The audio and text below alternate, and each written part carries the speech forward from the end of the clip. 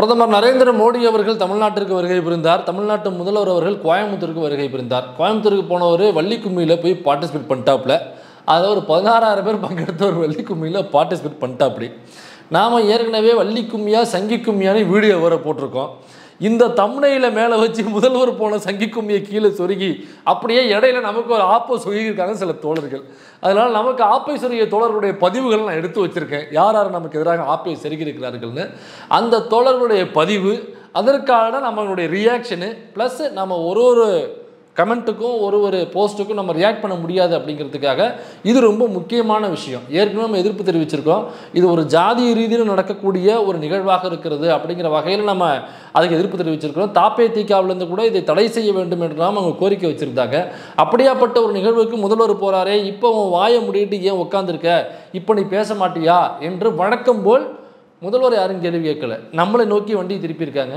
அதனால இந்த தோழர்களுடைய கேள்விக்கு பதிலையும் ப்ளஸ் அந்த போஸ்ட்டுக்கான ரியாக்ஷனையும் தான் நாம் இந்த வீடியோவில் பார்க்க போகிறோம். அண்ட் ஒன் மோர் திங், யாருடைய மனதையும் புண்படுத்தும் நோக்கம் யூடியூப் ரூட்டர்ஸுக்கோ மைனருக்கோ துளி அளவும் இல்லை.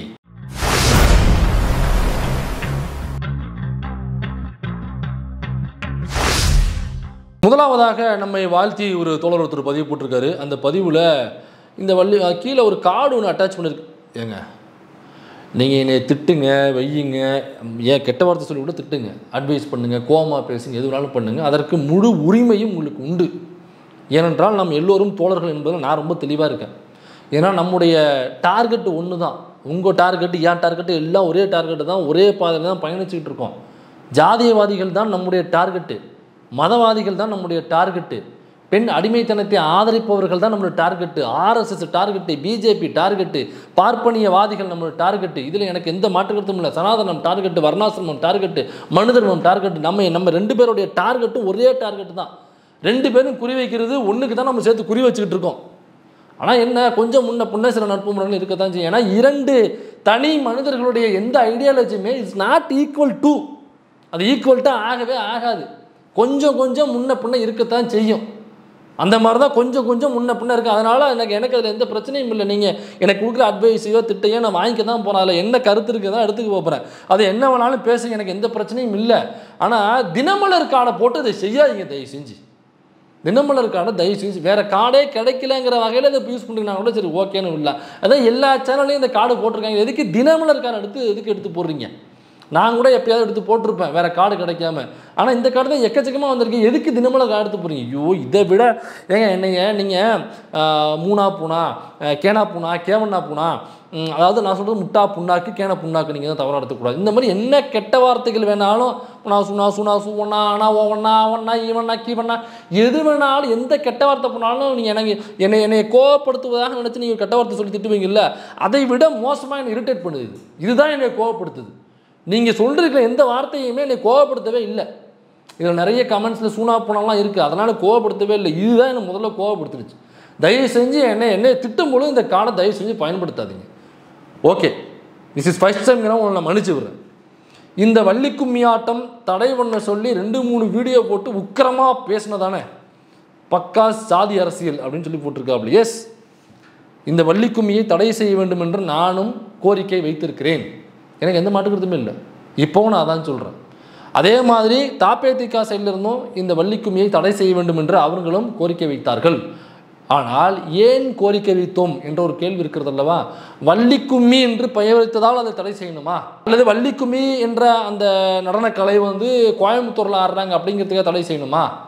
அதை எதற்காக தடை செய்ய வேண்டும் என்ற கோரிக்கையை நான் வைத்தோம். தெரிலல்ல, பின்னாடி சொல்கிறேன். எல்லாத்தையும் இங்கே பேசிட்டா. அடுத்ததாக இன்னொரு தோழர் ஒருத்தர் ஒரு பதிவு போட்டிருக்காரு. அதில் கீழே நான் போட்ட பதிவு ஏற்கனவே சூப்பரியா, அந்த தம்ப்நெயில சொன்னல, அந்த தம்ப்நெயில் நானே தேடினாலும் இப்போ கிடைக்காது, கரெக்டாக ஸ்க்ரீன்ஷாட் எடுத்து போட்டிருக்காங்க பாருங்க. வள்ளி கும்மியா சங்கி கும்மியா சர்ச்சை வீடியோ அப்படின்னு சொல்லிட்டு அந்த ஏற்கனவே போட்ட வள்ளி கும்மி சர்ச்சையாச்சு இல்லைங்களா, அதை கண்டித்து நான் ஒரு வீடியோ போட்டிருந்தேன். அதில் போட்டிருந்த அந்த லிங்க்லேருந்து எல்லாமே பக்காவாக நன்றி தலைவா. அது பக்கத்தில் திரும்ப பாருங்கள். இதுலேயும் அந்த தினமலர் கார்டை யூஸ் பண்ணிருக்கீங்க. எத்தனை தடவை சொல்கிறது உங்களுக்கு? அந்த கார்டெலாம் பயன்படுத்தலாமா முதல்ல நம்ம? அதுக்கு கீழே ஏற்கனவே போட்ட பதிவு, அது ஏதோ ஒரு சேனலுக்கு இன்டர்வியூ கொடுத்துட்டு போகும்போது இருக்குது, எந்த சேனல் கூட தெரியல, அதாவது இவங்களா ஒரு தம்ப்நெயிலை கிரியேட் பண்ணாங்கன்னு தெரியல. பட் அந்த தம்ப்நெயில் ரொம்ப நல்லா இருக்குது. அந்த தம்ப்நெயிலாம் போட்டு வள்ளி கும்மி தடைக்கு சீமானை கனெக்ட் பண்ணி வள்ளி கும்மி ஓடி ஒளிந்த கரிகஞ்சி வசமாக சிக்கிய சீமான், சீமானை தெரிவிக்கப்பட்ட யூடியூபர்ஸ்னு யாரோ ஒருத்தர் பேட்டி எடுத்து அந்த தமிழில் போட்டிருக்காரு. அதையும் அவங்க போட்டிருக்காங்க. ரொம்ப நன்றி நண்பா. ஆனால் மேலே போட்டிருக்க டெக்ஸ்ட் இருக்குல்ல, யாரா இந்த தாயொலி அப்படின்னு கேட்க தோணுதுடா அப்படின்னு நம்ம தோழர் ஒருத்தர் போட்டிருக்காப்புல. தாராளமாக கேளுங்க தோழர், உங்களுக்கு எல்லா உரிமையும் இருக்குது. ஊரில் சகஜமாக பயன்படுத்தக்கூடிய வார்த்தை தான் அதெல்லாம். என்ன கேமரா முன்னாடி அதை பயன்படுத்தக்கூடாது என்கிற ஒரு நாகரிகம் கருதி நம்ம அதை பயன்படுத்தாமல் இருக்கும். மற்றபடி ஊரில் சின்ன பிள்ளைலாம் ஊரில் சாதாரணமாக வீட்டில் பயன்படுத்துவாங்க. அப்புறம் நகை இல்லை பயன்படுத்தக்கூடாது பொது வழியில் தவறான வார்த்தை அப்படின்னு புரிதல் வந்ததுக்கு அப்புறம் நம்ம பயன்படுத்தாமல் கடந்து போகிறோம். அவ்வளோதான். தோழருக்கு அந்த புரிதல் இன்னும் வரல போல் இருக்குது. தோழர் எந்த ஒரு காரணம் தெரில, அந்த புரிதல் வருமா இல்லையான்னு நமக்கு தெரியல. இருந்தாலும் பரவாயில்ல தோழர், நீங்கள் புரிதல் வர்ற வரைக்கும் சக தோழர்களை வேறு யாரும் திட்டுறாதீங்க. சங்கிகளை நாம் தமிழ் கட்சிக்காரனை அவங்களாம் இந்த சொல்லி திட்டுறாங்க. அப்புறம் தலைவர் திருமாவர்களை எப்போ பார்த்தாலும் உட்காந்துட்டு சில பேனாக்கள் எழுதி கொண்டு இருக்கோம், ரொம்ப வன்மத்தோடு எழுதிட்டு இருப்பாங்க. அவங்களெல்லாம் இந்த வார்த்தையை சொல்லி திட்டிடாதீங்க. அப்புறம் விசிகாவிற்கு எதிராக இருந்து செயல்படுறவங்கள தயவு செஞ்சு இந்த வார்த்தையை சொல்லி திட்டிடாதீங்க. அப்புறம் இந்த சில்பா குமார் இருக்காப்புல பாருங்க, எப்படியாவது விசிகா கட்சியை உடைச்சிடலாம், இங்கேருந்து அங்கே அதிமுக கொண்டு போகலான்னு சொல்லிட்டு உள்ளே செயல்பட்டு அதனால் திருமாவர்களாலே புறநிலை தட்டு அனுப்பப்பட்டாப்புல இல்லை, அவர் நோக்கில இந்த வார்த்தையை பயன்படுத்திடாதீங்க. சக தோழர்கள் இந்த ஜாதியவாதிகளை எதிர்த்து மதவாதிகளை எதிர்த்து ஆர்எஸ்எஸ் பிஜேபி எதிர்த்து போராடுறதுக்காக சக தோழர்கள் வருவாங்கல்ல, அவங்கக்கிட்ட தான் நம்ம இந்த வார்த்தையெல்லாம் பயன்படுத்தணும். நீங்கள் என்ன போராளியா, நீங்கள் இந்த பாரா தாயோலி அப்படிங்கிற வார்த்தையெல்லாம் இவங்கள பார்த்து தான் பயன்படுத்தணும். இது ரொம்ப அற்புதமான ஒரு விஷயம். ஆமாம், ரொம்ப ஆரோக்கியமான விஷயமும் கூட. அதனால் நான் உங்களுக்கு ஒரே ஒன்று மட்டும் ரெஃபர் பண்ணுறேன் தலைவா. அமைப்பாய் திரள்வோம்னு ஒரு புத்தகம் இருக்குது. அதை வாங்கி நீங்கள் படிக்க மாட்டீங்கன்னு நான் நம்புகிறேன். அதனால் வாங்கி வீட்டில் மட்டும் வச்சுக்கோங்க.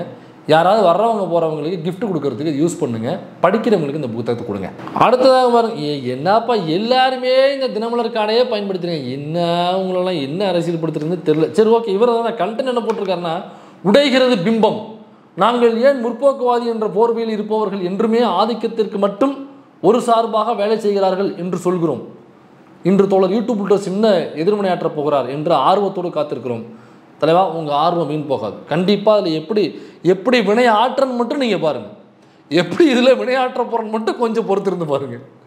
அடுத்ததாக ஒரு தோழர் இவர் இந்த ஒரு ஃபோட்டோவை போட்டு ஒரு மீம் மாதிரி போட்டிருக்காரு. உண்மையாக ரொம்ப ரசித்தேன். அதை நம்மளை கமெண்ட் தான் பண்ணியிருக்காரு, கவுண்ட் பண்ணியிருக்காரு. ரொம்ப அருமையாக இருக்குது. ஆனால் அந்த ஹியூமர் சென்ஸுக்கு என்னுடைய வாழ்த்துக்கள் தலைவா. இதை நீங்கள் அப்படியே கண்டினியூ பண்ணுங்கள். உங்களுடைய பல பதிவுகள் நான் பார்த்துருக்கேன். அந்த ஹியூமர் சென்ஸ் நல்லா ஒர்க் ஆகுது. ஆனால் அதை நல்லதுக்கு பயன்படுத்தணும். சங்கிகளுக்கு எதிராக பயன்படுத்தணும், தம்பிகளுக்கு எதிராக பயன்படுத்தணும். அப்புறம் நம்ம தலைவருக்கு எதிராக யார் பேசுகிறாங்களோ அவங்களுக்கு எதிராக பயன்படுத்தணும். இந்தியா கூட்டணிக்கு எதிராக யார் செயல்படுறாங்களோ அவங்களுக்கு எதிராக பயன்படுத்தணும். கூடவே பயணிக்கிறவனுக்கு எதிராக அது பயன்படுத்தக்கூடாது என்ற சீரிய தகவலை என்னுடைய தோழருக்கு தெரிவித்துக்கொள்கிறேன். பண்பாட்டு அசைவில் திராவிடமும் வள்ளிக்கும்மியும், பண்பாட்டு அசைவில் திராவிடமும் வள்ளிக்கும்மியும் அப்படின்னு தமிழ் பட போஸ்ட் எடுத்து போட்டிருக்காப்புல. உண்மையிலே இதை பார்த்தாலே சிரிச்சு நான். உண்மையிலே நல்ல ஹியூமர் சென்ஸ் இருக்குது, நல்ல கனெக்ட் ஆகுது. அது பண்பாட்டு அசைவில் திராவிடமும் வள்ளிக்கும்மியும் அப்படின்னு புத்தகத்தை எடுத்து படிச்சிருக்கேன். ஏன்னா அதாவது இந்த வீடியோவுக்கு எப்படி முட்டு கொடுக்க போகிறான் அப்படிங்கிறத நான் வெயிட் பண்ணிகிட்டு இருக்கேன் அப்படிங்கிறத அவர் சொல்ல வர்றாப்புல. அடுத்ததாக ஒரு தொடர் அவர் ரொம்ப மரியாதையாக பேசியிருக்காப்புல. இவர் சிஎம் போய் கலந்துக்கிட்ட ஸ்க்ரீன்ஷாட் கீழே போட்டிருக்காப்புல. மேலே நம்மளுடைய ஆஸ் யூஷுவல் அந்த வள்ளி கும்மியா சங்கி கும்மியா அதை போட்டிருக்காப்புல. 2003 போட்ட வீடியோ இப்போ 2005 வந்துருக்கு. அதில் அவர் இதுக்கு போகிற வரவன் அப்படின்னு நம்ம வழக்கமாக 3 புள்ளி வச்சு விட்ருவோம் இல்லைங்களா. இவர் இதுக்கு போகிற வரவன் போட்டு அந்த டைலாக் என்ன வருமோ அது அப்படியே கீழே போட்டிருக்காப்புல.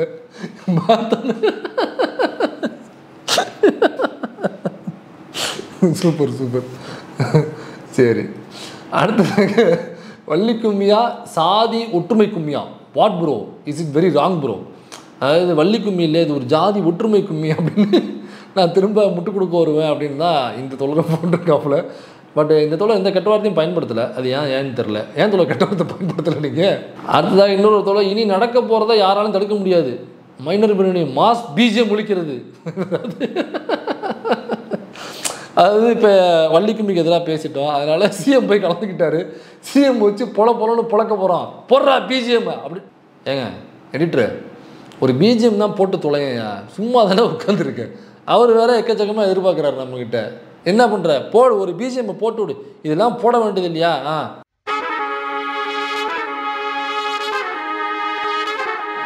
தலைவா இந்த பிஜிஎம் போதுமா, நிப்பாட்ட சொல்லிடலாமா, இந்த பிஜிஎம் போதும்ல, ஏப்பா போதும் நிப்பாட்டுப்பா, காப்பிரைட் கிளைம் பண்ணிட்டு போகிறாங்க. அதனால் இந்த தோழர் அந்த மாதிரி நம்மளுக்கு கேட்டு ஒருத்தர் தலைவா உன் வீடியோவுக்கு தான் வெயிட்டிங், நீ இப்போ வீடியோ போடுற, அதை நாங்கள் ட்ரெண்ட் பண்ணுறோம். தலைவா சத்தியமாக ட்ரெண்டிங்லாம் வராது. யூடியூப் ட்ரெண்டிங்கிறது இருக்குல்ல, அப்போ ட்ரெண்டுனாக்கா வைரல் பண்ணுறது வேறு, அதை எல்லாருமே எடுத்து ஷேர் பண்ணாக்கா வைரல் ஆகும். ட்ரெண்டிங் அப்படிங்கிறது யூடியூப் ட்ரெண்டிங் நான் சொல்கிறது. Number 1 trending, number 2 trending, number இத்தனை ட்ரெண்டிங்கில் இருக்குன்னு ஒரு முறை கூட நம்ம சேனல் வந்ததே கிடையாது. ஒரு முறை கூட நம்ம சேனல் வந்ததே கிடையாது. தெளிவா இந்த பிளிப்பு குருவாய் வீடியோலாம் ட்ரெண்டிங்கில் வருது, நம்ம வீடியோலாம் ட்ரெண்டிங்கில் வர மாட்டேங்குது. எவனோ சூனியம் வச்சான்னு நினைக்கிறேன், அது என்ன எலவு பண்ணணும் நமக்கும் தெரியல. அதனால் ட்ரெண்டிங்கில் வராது தெளிவா. இருந்தாலும் உங்களுடைய ஆசையை நான் பூர்த்தி செய்கிறேன், அதுக்கு நான் பதில் நான் கண்டிப்பாக சொல்லியே தீருவேன். ப்ரோ அறிவாலயத்தில் பிச்சை எடுத்துகிட்டு இருக்கீங்களா அப்படின்னு கேட்டிருக்காப்புல. இல்லை ப்ரோ, ஏன்னா அறிவாலயம்னு ஒன்று திறக்கப்பட்டதே பிச்சை எடுப்பவர்களை முன்னேற்றுவதற்காக ஆரம்பிக்கப்பட்டதான் தலைவா திமுக, அதுக்கான தலைமையாக தான் தலைவர் அறிவாலயம். அதனால் அறிவாலயத்து வாசலில் யாரும் பிச்சை எடுக்கிறதுக்கான வாய்ப்புகள் வராது. சாரி ப்ரோ, அதனால் அங்கே நான் எப்பயும் பிச்சை எடுக்கிறது, பொதுவாக எனக்கு பிச்சை எடுக்கிறது பிடிக்காது. அதனால் நான் ஒருபோதும் சீமான் மாதிரியோ கோயிலுக்கு உள்ளேயோ கோயிலுக்கு வெளியேயோ நான் பிச்சை எடுப்பது இல்லை. அதனால் இவ்வளவு கேள்விகள் இது போன்று இன்னும் நிறைய நம்மளை நோக்கி வசைகளும் ஆபாச சொற்களும் கேள்விகளும் வந்திருக்கிறது. இந்த தோழர்கள் யாரின் மீதும் எனக்கு எந்த கோபமும் இல்லை. ஏன்னா அவங்க வைக்கிற குற்றச்சாட்டுகள் முழுக்க நியாயம் இருக்குதுல்ல, அதில் நேர்மை இருக்குது, அதில் ஒரு உண்மை இருக்குது. எனக்கு வள்ளிக்கும்மி அப்படிங்கிறது ஒரு சாதிய ரீதியாக நடத்தப்படக்கூடிய ஒரு நிகழ்வு, அதில் சிஎம் போய் கலந்துக்கிறாரு அப்படிங்கிறத அவர் விமர்சிக்கிறாங்க. ஆனால் அந்த விமர்சனம் ரொம்ப சரி. அதனால் இந்த கமெண்ட் பண்ண அனைத்து தோழர்களுக்கும், அதாவது இந்த தூய்மையான தமிழ் வார்த்தையை யூஸ் பண்ணி என்னைய வசைப்பாடிய தோழர்களுக்கும் சரி, நார்மலாக என்னை நோக்கி கிண்டல் கிளையிலாக வைத்துள்ளார் எல்லோருக்குமே நான் தலை வழங்குகிறேன். அவங்க எல்லாருக்குமே ஹேட்ஸ் ஆஃப் சொல்லிக்கிறேன், ரொம்ப நன்றி தெரிவிச்சுக்கிறேன். ஏன்னா கூட இருக்கிறவங்க தவறு செய்யும் பொழுது சுட்டி காமிச்சிட்டே இருக்கணும். நாம் யாரும் நிலைய வித்வான்கள் அல்ல, அதனால் சுட்டி காமிச்சிட்டே இருக்கணும். சுட்டி காமிச்சா தான் சக தோழனோ சக நண்பனோ அவன் சரியான வழியில் போகலன்னு நமக்கு எப்போ போடுதோ நம்ம சுட்டி காமிச்சிட்டே இருக்கணும். அந்த வேலையை தான் நீங்கள் பார்க்குறீங்க. அதனால் இந்த எல்லா கமெண்ட்டையும் நான் பார்க்குறேன், படிக்கிறேன், வாசிக்கிறேன். அதில் எதெல்லாம் தவறுன்னு எனக்கு தோணுதோ, அது எதெல்லாம் தவறுன்னு எனக்கு படுதோ அதை நான் சரி செஞ்சுக்கிட்டு தான் இருக்கேன். அதனால் இந்த கேள்விகளுக்கு பதிலளிக்க வேண்டியது ரொம்ப முக்கியமான விஷயம். சரி, வள்ளிக்கும்மி என்கிற அந்த நிகழ்வுக்கு சிஎம் போனது தவறா? வள்ளிக்கும்மி என்கிற முதல்ல நான் என்ன கேட்குறேன்னாக்கா, வள்ளிக்கும்மி அப்படிங்கிற அந்த ஒரு நிகழ்வு இருக்குல்ல, அந்த நிகழ்வே முதல்ல தவறான்னு நான் கேட்குறேன். ஏன்னாக்கா ஒரு ஜாதிய ரீதியாக நடத்தப்படுகிறது, மற்ற சாதிகள் அதில் கலந்து கொள்ள இயலாது. இரண்டாவது, முக்கியமாக அந்த நிகழ்வில் பங்கு கொள்ளும் பெண்களிடம் ஒரு வாக்குறுதி வழங்கப்படுகிறது. வேற்று சாதி ஆண்களுடன் காதல் செய்ய மாட்டோம், வேற்று சாதி ஆண்களை கல்யாணம் செய்து கொள்ள மாட்டோம் என்ற வாக்குறுதி அந்த பெண்களிடம் வாங்கப்படுகிறது. அந்த வீடியோ வைரல் ஆனிச்சு, அந்த வாக்குறுதி பெறுகிற வீடியோ வைரல் ஆனிச்சு. அந்த வீடியோவை வச்சு தான் நம்ம ரியாக்ட் பண்ணமே தவிர, வள்ளிக்கும்மி என்கிற வார்த்தையை வைத்தோ வள்ளிக்கும்மி என்கிற அந்த நிகழ்வை வைத்தோ நாம் ஒருபோதும் இதை விமர்சனம் செய்யவில்லை. 2023 நடந்த நிகழ்வு அந்த வீடியோவில் அதான் பேசியிருப்போம். அந்த வாக்குறுதி பெறுவது என்பது தவறு. ஏன்னாக்கா நீங்கள் நிறைய இங்கே நிகழ்வுகள் பார்த்தீங்கன்னா ஏதோ ஒரு சாதியை சார்ந்தான் இருக்கும். ஏன் இப்போ நீலகிரியில் ஊட்டியில் பார்த்தீங்கன்னாக்கா தோடர்கள் அப்படின்னு ஒரு ட்ரைப்ஸு சேர்ந்து இருப்பாங்க. அவங்களுடைய நிகழ்வு நடக்கும், ஒரு மாதிரி ட்ரெஸ் பண்ணியிருப்பாங்க. அதில் முதல்வர் போய் பங்கேற்பார், அண்ணாமலையும் போய் பங்கெடுத்திருக்காரு, ஏன் தமிழிசையும் போய் பங்கெடுத்திருக்கிறாங்க, நிறைய கட்சி தலைவர்கள் போய் அதில் பங்கேற்பாங்க. தோடர்களுடைய ஒரு நடனமாக அது இருக்கும், அவங்களோட நிகழ்வாக முழுக்க அது இருக்கும். அப்போ ஒரு சாதி சார்ந்து நடக்குது அப்படிங்கிறதுக்காக நம்ம எதிர்க்கிறோமா? இங்கே நடக்கிற நிறைய நிகழ்வு அப்படி தான் நடக்குது. ஏன் தேவர் ஜெயந்தி நடக்குது, தேவர் ஜெயந்தி ஒரு குறிப்பிட்ட சமூகம் சார்ந்த நிகழ்வாக தானே நடக்குது, அதில் எல்லா கட்சி தலைவர்களுமே பங்கு கொள்கிறாங்களே. அப்போ அதை நம்ம அதாவது அதில் அந்த காரில் போகும்பொழுது கண்ணாப்பண்ணான்னு போகிறது, அங்கே போகிற பெண்களுக்கு இடையூறாக இருப்பது, பஸ்ஸை பிடிச்சி உழுக்கிறது, அங்கே வேலை செய்கிற அரசு ஊழியர்களுக்கு காவல்துறை பணியாளர்களை வேலை செய்யணும் தடுப்பது, இதுதான் தவறுன்னு நம்ம சொல்கிறோமே தவிர, அது தேவர் ஜெயந்தி நடந்துக்கிட்டு தான் இருக்குது, எல்லா தலைவரும் பங்கிட்டு தானே இருக்காங்க. அப்போ இதே மாதிரி இங்கே நடக்கிற பல நிகழ்வுகள் ஏதோ ஒரு சாதியை பின்புலமாக கொண்டு தான் இருக்கும். எல்லா நிகழ்வுகளுமே இப்போ ஊரில் குலதெய்வம் கோயில்னு சொல்லுவோம், இந்த குலதெய்வம் கோயில் எல்லா சாதியும் உள்ளே வந்துடுறாங்களா குலதெய்வம் கோயிலுக்குள்ளே? இப்போ ஊரில் குலதெய்வம் கோயில்னாக்கா ஒரு குறிப்பிட்ட சாதியோ அல்லது குறிப்பிட்ட ஒரு கூட்டம் இருக்கும், அந்த கூட்டத்துக்கான ஒரு குலதெய்வம் கோயிலாக இருக்கும், மற்ற யாரும் அங்கே போக விட மாட்டாங்க. அப்போ அப்படி இருக்கிறதுனால நீங்களாம் ஏன் உள்ளே போகிறீங்க நம்ம அங்கே போய் கேட்குறோமா? இப்போ எனக்கு எதுலேயும் உடன்பாடு இல்லைங்கிறது வேறு விஷயம். அப்போ அந்த வள்ளிக்கும்மிங்கிற அந்த ஒரு நாட்டிய அசைவு இருக்குல்ல, ஒரு நடன அசைவு இருக்குல்ல, அந்த நடன அமைப்புக்கே நம்ம எதிராக இருக்கமானாக்கா இல்லை. ஏன் ஒன்றும் இல்லைங்க, வள்ளி கும்மிங்கிறது ஏதோ பெரிய மைக்கேல் ஜாக்சன் ஸ்டெப்லாம் கிடையாது, மைக்கேல் ஜாக்சனோட டான்ஸ் மூமெண்ட்லாம் கிடையாது. இது மற்ற நடன அசைவுகள் மாதிரி ரொம்ப கஷ்டமான நடன அசைவுகள் கிடையாது. ரொம்ப ரொம்ப ரொம்ப ரொம்ப ரொம்ப ரொம்ப எளிமையான அசைவுகள். ஒன்றுமில்ல, ஒரே மூமெண்ட்டை 1.25 மணி நேரம் போட்டுட்டு இருப்பாங்க இந்த வள்ளி கும்மிங்கிற டான்ஸில். அது ஒன்றும் பெரிய பிரசித்தி பெற்ற டான்ஸ் கிடையாது. இந்த வள்ளி கும்மி, இந்த உறுதிமொழின்னு ஒன்று வந்து எல்லாரும் அதை வைரல் பண்ணோம்ல, அதற்கு முன்னாடி வள்ளி கும்மிங்கிற வார்த்தையை நம்ம கேள்விப்பட்டுறோமா? கொங்கு மண்டலத்தில் இருக்கிறவங்களுக்கு தெரியும், அந்த சாதியில் இருக்கிறவங்களுக்கு தெரியுமே தவிர, நான் தஞ்சாவூர் பக்கம் வள்ளி கும்மினா என்ன தெரியாது. இதே மாதிரி ஏன் நீங்கள் திருச்சியில் இருக்கிறவங்களுக்கு கேளுங்க, அவங்களுக்குமே தெரியாது. திருவாரூரில் இருக்கிறவங்களும் தெரியாது, அது நாகப்பட்டினம் தெரியாது, ஏன் சென்னையில் தெரியாது, திருவள்ளூரில் தெரியாது, செங்கல்பட்டில் தெரியாது, திண்டுக்கல்லில் தெரியாது, பாண்டிச்சேரியில் தெரியாது, காரைக்காலில் தெரியாது, கடலூரில் தெரியாது, வடலூரில் தெரியாது. அப்போ அது ஏதோ ஒரு குறிப்பிட்ட ஒரு சாதி சார்ந்த மக்கள் பங்கு கொள்ளுகிற ஒரு குறிப்பிட்ட ஏரியாவில் நடக்கிற ஒரு நிகழ்வு. அது அந்த வள்ளி கும்மிங்கிற டான்ஸ் அதுக்குள்ளே இருக்குது. இப்போ வள்ளி கும்மிங்கிறது ரொம்ப பிரசித்தி பெற்ற டான்ஸு, ஒரு கரகாட்டம் மாதிரி ஒரு கலை கிடையாது. இப்போ பரதநாட்டியம்ங்கிறது அந்த மாதிரி ஒரு கலை கிடையாது, நாதஸ்வரம் மாதிரி ஒரு கலை கிடையாது, தமிழ் மாதிரி ஒரு கலை கிடையாது. அது அங்கே ஒரு சின்ன ஒரு மூமெண்ட்டாக திருப்பி 1.25 மணி நேரத்தில் அந்த மூமெண்ட்டை தான் திரும்ப திரும்ப திரும்ப திரும்ப திரும்ப போடுவானுங்க. அப்போ அந்த வள்ளி கும்மிங்கிறது பெரிய பிரசித்தி பெற்ற டான்ஸ் கிடையாது. அப்போ அதை ஏன் நம்ம எதிர்க்கிறோம்னாக்கா, அதுக்குள்ளே இந்த வாக்குறுதி பெறுறாங்கல்ல, அதைத்தான் நம்ம எதிர்க்கிறோம். அப்போ வாக்குறுதி பெறுதல் என்பது தான் தவறு. ஏன்னாக்கா மற்ற சாதியை சார்ந்தவர்களை எதிரியாக அங்கே காமிக்குது. வழக்கமாக இந்த வள்ளி கும்மிக்கு யார் போவா? நம்ம அந்த நடிகர் ரஞ்சித் இருக்கார் பாருங்க, அவர் போவாப்புல, போயிட்டு வெளில வந்து அவங்க சாதியில் தான் கல்யாணம் பண்ணணும், மற்ற சாதியில் கல்யாணம் பண்ணக்கூடாதுன்னு வெளில வந்து பைட் கொடுப்பாப்புல. இந்த ஹாப்பி ஸ்ட்ரீட் நிகழ்ச்சி தான் தடை பண்ணணும், அது என்ன கல்யாணம் கட்டுப்பிடிச்சிட்டு ஆடுறாங்க அப்படின்னு சொல்லிட்டு பேசுவாப்புல. அண்ணாமலை போவாப்புல, அட்டன் பண்ணுவாப்புல. பிஜேபிக்கான அதை கையில் எடுத்து உள்ளே கொண்டு போயிட்டு இருந்தான். அப்போ அதுக்குள்ளே உள்ள அந்த வள்ளி கும்மி அப்படிங்கிற ஒரு விஷயத்தை அவன் கூர்மை தீட்டி அந்த ஒரு கல்ச்சரல் உள்ளே இருக்குது, ஒரு கல்ச்சரல் மூமெண்ட் இருக்குது அப்படின்னு சொல்லி தான் அந்த கல்ச்சுரல் மூமெண்ட்டை வச்சுக்கிட்டு அந்த சாதியை கூர்மை தீட்டி உள்ளே கொண்டு வந்து மற்ற சாதிகளை வந்து எதிர் சாதியை காமிச்சு அதன் மூலமாக ஆணவ கொலைகளுக்கு அடி போடுறது, சாதிய தீண்டாமைகளுக்கு அடி போடுறது, சாதிய கலவரங்களுக்கு வன்முறைகளுக்கு அதன் மூலமாக அடி போடுகிற வேலையை பிஜேபியும் ஆர்எஸும் உள்ளே போய் வேலை பார்த்துக்கிட்டு இருந்தான். இப்போ நான் என்ன கேட்குறேன்னா, அந்த உள்ள அன்னைக்கு ஏற்கனவே ஒரு உறுதிமொழி வாங்கினாங்கல்ல அந்த ஜாதியவாதிகள். இப்போ அந்த ஜாதியவாதிகளை நோக்கி நான் கேள்வி கேட்குறேன். இப்போ சிஎம் வந்தார்ல, சிஎம் வச்சுக்கிட்டு அந்த உறுதிமொழி எடுக்க சொல்லுங்களா அந்த பெண்களை? அன்னைக்கு எடுக்கத்தீங்கல்ல. அப்போ வள்ளி கும்மி அப்படின்னு நடன குழுவில் அந்த நிகழ்ச்சியில் அந்த உறுதிமொழி என்பது ஒரு பகுதி, அதை கண்டிப்பாக மஸ்ட் அது பண்ணியே ஆகணும். அப்படின்னா ஏன் சிஎம் வரும்போது எல்லா பெண்களையும் வச்சுக்கிட்டு வேற்று சாதி ஆண்களுடன் நாங்கள் பழக மாட்டோம், வேற்று சாதி ஆண்களை நாங்கள் காதலிக்க மாட்டோம், வேற்று சாதி ஆண்களுடன் நாங்கள் திருமண உறவு மேற்கொள்ள மாட்டோம் அப்படின்னு அன்றைக்கி சத்தியம் வாங்கினீங்கல்ல, அதே மாதிரி சிஎம் வச்சுட்டு வாங்க வேண்டியதானே பார்ப்போம். நீங்கள் தான் வீராதி வீரர், சூராஜ் சூர், யுவராஜ் சிங் எல்லாம் உங்கள் பக்கம் இருக்கார். அப்புறம் என்ன கவலை உங்களுக்கு? மாவீரன் யுவராஜ் சிங் வரவர், அப்புறம் அவரெல்லாம் உங்கள் பக்கம் என்ன கவலை உங்களுக்கு? ஏன் சிஎம் வச்சுட்டு அந்த உறுதிமொழியை சொல்ல வேண்டியதானே, அந்த பெண்கள்கிட்ட அந்த வாக்குறுதியை வாங்க வேண்டியதானே? அப்போ எப்படி இருந்த வள்ளி கும்மி இன்றைக்கி சிஎம் போனதுனால எப்படியாக மாறி இருக்கு பாருங்க. எப்படி எதிர்பார்க்கவே இல்லை, நான் எதிர்பார்க்கல. ஆக்சுவலி ஜோக்ஸ் அப்பார்ட், அதை எதிர்க்கிறதுக்கு காரணம் அதில் மற்ற சாதிகள் கலந்து கொள்ள முடியாது அப்படிங்கிறது ஒன்று. ரெண்டாவது, அங்கே உள்ள அந்த வாக்குறுதி எடுக்கிறது அப்படிங்கிறது தான். இப்போ வாக்குறுதி எடுக்கிறது சிஎம் போனோடனே அதை பண்ணலை, ஆனால் மற்ற சாதிகள் கலந்து கொண்டார்களா அப்படின்னாக்கா இருக்காது. அப்போ மற்ற சாதிகளும் அதில் கலந்து கொள்ள வேண்டும், அதற்கு அனுமதிக்க வேண்டும். அதில் அந்த சாதியில் உள்ள முற்போக்காளர்கள் ஏன் மற்ற சாதியில் வந்தால் என்ன பிரச்சனை, எல்லோரும் அண்ணன் தம்பி தானே, பக்கத்தில் எதிர்த்து விடுதானே அப்படின்னு சொல்லிட்டு அதற்கான நடவடிக்கைகளை எதிர்கொள்ளணுமா? கண்டிப்பாக மேற்கொள்ளணும். பெரியார் இருக்கார், எல்லா சாதிய மாநாடுகளிலும் போய் பேசியிருக்காரு. ஆனால் ஜாதிய மாநாடு, ஜாதிய கூட்டம் என்பது இப்போ ஓபிசி சர்க்கிள் உள்ள அனைத்து சாதி மாநாட்டுகளையும் பெரும்பாலும் உள்ள சாதிகள் மாநாட்டுகளில் சாதிய உள்ளரங்க கூட்டங்கள் எல்லாத்தையும் பேச்சு நடக்கும். விசிகாவை தனிமைப்படுத்துவது, தலைவர் திருமா அவர்களை அரசியல் அனாதையாக்குவது, அல்லது அதற்கு மேலே அவருக்கு ஏதாவது ஒரு விளைவை ஏற்படுத்தும் வகையில், ஃபிசிக்கலான ஒரு விளைவை ஏற்படுத்தும் வகையில் ஏதாவது பண்ணலாமா அப்படிங்கிற திட்டமிடல் தான் பெரும்பாலும் நடக்கக்கூடிய சாதிய கூட்டங்களில், உள்ளரங்கு கூட்டங்களில் ஒரு எழுதப்படாத வாய்மொழி தீர்மானமாக அவங்களுக்குள்ளே பேசிக்கொள்வது இதுதான் இருக்கும், பெரும்பாலும் இதுதான் இருக்கும். இப்போ அதற்காக இப்போ சாதிய கூட்டங்கள் நடக்குது, இந்த மாதிரி சாதிய கூட்டம் பெரியார் போய் பேசினாருன்னு சொல்ல முடியுமா? அப்போ ஏன் பெரியார் சாதிய கூட்டத்துக்கு போனாருன்னு போய் சொல்ல முடியுமா?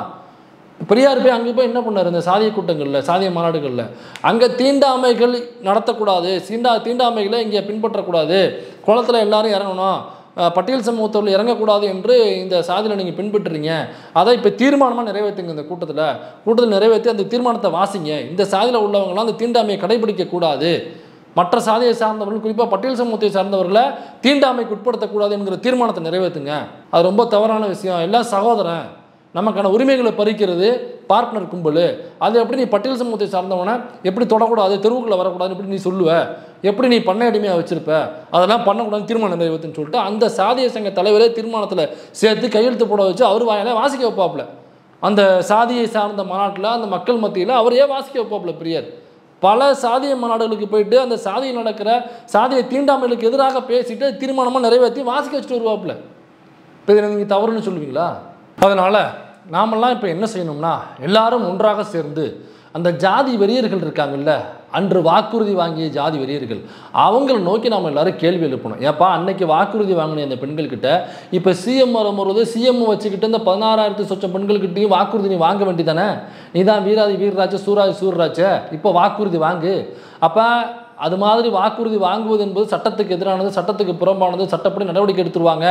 அப்படிங்கிறதுனால நீ சிஎம் வச்சுட்டு நீ வாக்குறுதி வாங்காமல் இருக்க அப்படின்னு அவங்கள நோக்கி நாம் எல்லாம் ஒரு குரலில் எழுப்பி கேள்வி எழுப்ப வேண்டும். அப்படி இல்லைனாக்க சிஎம்கிட்ட நம்ம கேள்வி விட எழுப்பலாம், அது லாஜிக் இருக்குது. அதை விட்டு போட்டு ஒட்டுமொத்த லைட்டையும் என் பக்கம் திருப்ப வேண்டியது அல்லது மதிவதனி பக்கம் திருப்ப வேண்டியது. ஏதோ நானும் மதிவதனையும் டெய்லி எல்லாரும் வள்ளி கும்மிக்கு வாங்க, டான்ஸ் ஆடுங்க, வாக்குறுதி எடுத்துங்க அப்படின்னு ஏதோ தமிழ்நாடு முழுக்க பரப்புரை செய்கிறது மாதிரியும், அங்கே நடக்கிற ஆணவ கொலைகளுக்கு முழுக்க அது தம்பி கோகுல்ராஜ் தற்கொலை செய்திருக்கக்கூடாது, அது தம்பி ஒரு கோகுல்ராஜ் நம்மக்கிட்ட வந்திருக்கணும் அப்படின்னு நாங்கள் ஏதோ உட்காந்து ப்ரெஸ்ஸுக்கு பைக் கொடுத்தது மாதிரியும், அது ஆணவ கொலை சங்கர ஆணவ கொலை பற்றி பேசுறதுக்கு ஒன்றும் அதில் கருத்து சொல்கிறதுக்கு ஒன்றும் இல்லையே அப்படின்னு மூக்க நோண்டிட்டு பேசிக்கிட்டு இருந்தது மாதிரியும், பேருக்கு பின்னாடி நீங்கள் ஜாதி பேரை போட்டுங்கன்னு நாங்கள் ஏதோ உட்காந்து பேசிக்கிட்டு இருந்தது மாதிரியும், ரெக்கையை விரிச்சுக்கிட்டடா எழுத்தாப்பில் அவனை கூட்டு மிரட்டு அப்படின்னு நாங்கள் ஏதோ பேசினது மாதிரியும், ஏதோ ஜாதியவாதிகளுக்கும் மதவாதிகளுக்கும் ஆதரவாக நாங்கள் 2 பேரும் பரப்புரை செய்த மாதிரியும் ஒட்டுமொத்த லைட்டையும் சமீப காலமாக எங்கள் பக்கம் திருப்பிறீங்களே எதனால் என்று தான் எங்களுடைய கேள்வி. அதனால் டார்கெட் 1 ஜாதியவாதி மதவாதி ஆர்எஸ்எஸ் பார்ப்பனைகளுக்கு எதிராக நம்மளுடைய பாதை இருக்கிறது, அவங்கள வந்து நம்ம கேள்வி தவிர திடீர்னு டிவியேட் ஆகி வர பக்கம் போக வேண்டாம் தோழர்களே. அதனால் நம்மளுடைய டார்கெட் ஒன்று தான், இலக்கிலிருந்து நாம் தவறக்கூடாது என்பதை தெரிவித்துக்கொண்டு எல்லோருக்கும் ஒன்றை மட்டும் நான் இறுதியாக பரிந்துரை செய்கிறேன். தயவு செய்து அமைப்பாய் திரள்வோம் புத்தகத்தை வாங்கி வீட்டில் வைக்கக்கூடாது, அதை படிக்கணும், உடனடியாக அதை படிச்சிருங்க.